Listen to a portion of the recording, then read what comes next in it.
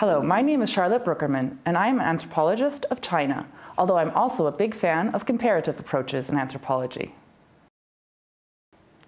I'm inspired by anthropology because it really provides us with an intimate view of how other people see the world. And in anthropology, we do this by systematizing something everybody does all the time, which is making sense of other people's common sense. And in anthropology, we have a particular methodology called participant observation, where we spend a long time with people to really get to grips with how they see the world. My current research project is about the intersection between financial logics and environmental processes in China. And I look at this by tracing the rise of carbon finance. And in particular, this is a form of quantifying and changing people's behavior through the medium of carbon emissions.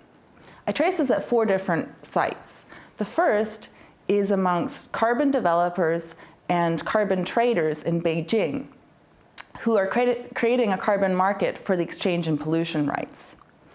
The second is amongst mobile app developers who track and quantify individual and household carbon emissions through mobile phones, so that people's transport or utilities habits get traced and quantified so that they can also engage in carbon exchange.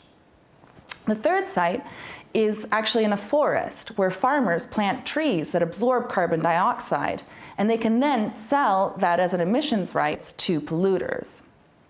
The fourth and final site is a region in China that used to be the main coal producer.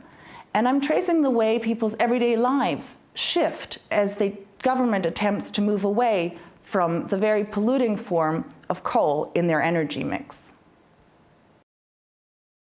My research could provide insights into both the possibilities and the limits of carbon finance.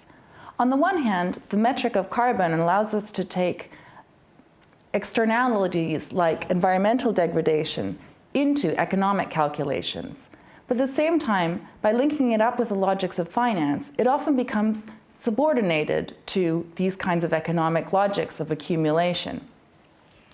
And as we've seen with the world financial crisis after 2008, finance may not always be the best way to secure livelihoods. And the risks involved are inordinately high, particularly when we're not just talking about money, but the environment and therefore our survival on Earth.